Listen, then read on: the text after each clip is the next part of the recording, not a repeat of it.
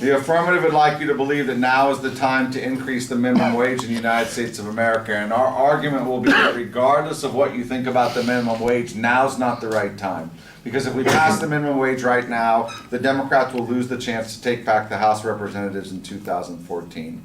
We begin our argument with our disadvantage with subpoint A, that the Democrats are on the brink of taking back the House of Representatives in 2014. Our first argument is that the shutdown of the government in October has been blamed on the Republicans by the American public. Poll after poll after poll demonstrates that the American public is outraged at the Republicans for shutting down the government. In fact, our second argument is that the Republican Party has the lowest popularity ratings at any time of any political party in the history of the United States. It is putting them on the edge of almost obsolescence because people are so frustrated with the philosophies and the agenda and the ideology of this program. What that means is that the status quo is on the brink. Democrats have a chance in 2014 to run against Republican obstruction, to run against the Republicans who want to shut down government, and they have a chance to win back the House of Representatives in 2014. The B subpoint of my argument is the link, that the minimum wage is going to stop this action from occurring. My first argument is that the minimum wage increase is opposed by thousands of Americans. This is a Republican-Democratic ideological split, and there are many conservatives who disagree with the minimum wage philosophy. My second argument is that independent voters are going to see the Democrats making a mistake when we force the minimum wage vote at this particular time in the economic debate and in the politics of the world. We're talking about entitlement reform, we're talking about tax reform, we're talking about immigration, we're talking about health care, and suddenly out of nowhere the Democrats want to talk about the minimum wage. This is going to make us look silly, it's going to make us look stupid to the American public, and we're going to lose the advantage that the Republican shutdown gave us. Subpoint C is the impact. If the Democrats failed to take over the House of Representatives, the Obama administration's last 2 years will be a disaster. Our first argument is that the Republicans will continue to obstruct the Affordable Care Act. They are going to make every possible effort in the House of Representatives to stall, to stop, to undermine the Affordable Care Act, and that's going to prevent millions of people from getting the affordable health insurance they need. The second thing that Republican obstructionism is going to do is it's going to continue to force an economic policy that privileges the rich. The top 1% will continue to get benefits and continue to get privileges in the economic system because the Tea Party Republicans will protect their interests. We think those are the bigger impacts than what the affirmative is trying to claim. And whether you think people living in poverty is important, that's not the issue right now, because you will actually harm their interest in the long run by forcing this at the wrong time. The Democrats have the advantage right now. It's not time to look silly. Let them win in 2014, and then we can take care of the minimum wage. Now let's go to the case debate, where they argue that this case is justified. In contention number one, they say we have a significant problem.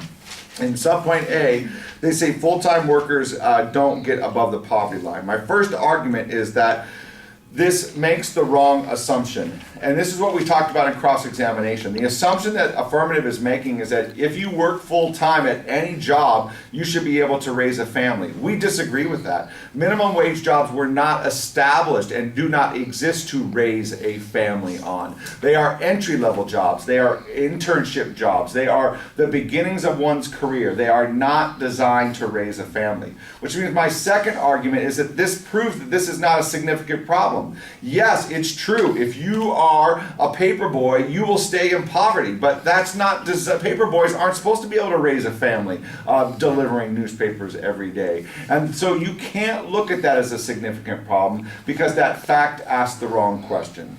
In subpoint B, he says that workers struggle with families on minimum wage. My first argument is to concede this, but this is not a significant problem. This is the motivation one needs to get out of a minimum wage job. If you don't like living on minimum wage wages, well then get the education and get the training necessary to get a better job. If we make minimum wage jobs so attractive that you don't need to do anything more, people will not be motivated to improve. In subpoint C, minimum wage says that it makes it difficult because these people can't work anywhere else. My first argument is that people work in minimum wage jobs because of choices they make. And education in this country is free through high school, and quite frankly, it's darn cheap at the community college level. If you want to improve yourself, you can. It's hard. It's not easy. Just take Matt Taylor's class. You'll find out. But in the end, you will make more than minimum wage if you apply yourself. In subpoint D, he says that full-time makes us choose between essential goods. Again, my argument is that this is good. This is motivation why people would choose to get out of a minimum wage job. It's why I, who delivered pizza for Pizza Hut in high school, I don't deliver pizzas anymore because I didn't want to deliver pizzas for the rest of my life. And that motivated me to stay in college and get a degree. In subpoint E, he says that taxpayers have to step in for social services. My first argument is there is no quantification of this. You have no idea how much each individual is paying for this. My second argument is these social services are a safety net. They're designed to help the people on the extreme ends of the success curve, and we think that that's a good idea. My third argument is, once again, that there's motivation for these people to change. Living on the edge, living without food, living without these basic services, motivates people to change their lives for those who want. Look, is living with a minimum wage job fun? No. But is it a significant problem you need to change in the status quo? No, it's not. Because those jobs weren't designed to raise a family to begin with, and anybody who wants to raise a family should get motivated to do something better. In contention number 2, they say that they're going to save. And they make all these arguments that's going to help the economy. My first argument is these are the wrong jobs to create. Every single one of these pieces of evidence is saying that these people will go spend their money in retail and food, and so it will generate more jobs. My problem with that is the second argument is that the minimum wage increase only increases more minimum wage jobs. It doesn't increase manufacturing jobs. It doesn't increase science and technology jobs. It doesn't increase the good paying jobs. It just increases more paperboy jobs, more McDonald's jobs. Those aren't the kinds of jobs we want to be creating in the society. So even if you think increasing the minimum wage helps, it doesn't help the right people. It doesn't motivate the right people. And more importantly, it doesn't create the right kinds of jobs for our society. Are there any questions?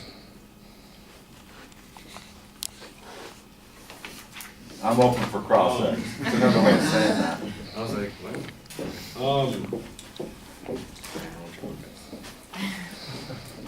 So, you feel that the social safety net would be to, if you don't make enough money, would be to go on food stamps, Medicaid. Yep, that's why it's there. Okay.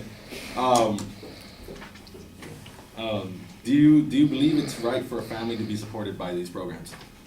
Yes, when needed. When needed.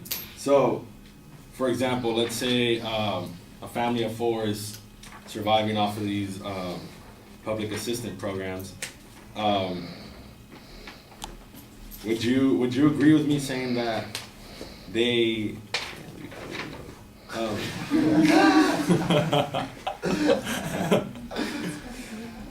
You knew what my answer was going to be before you asked the question.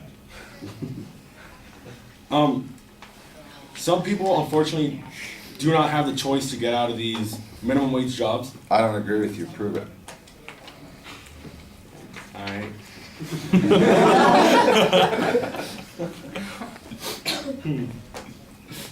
That's all I got. Okay.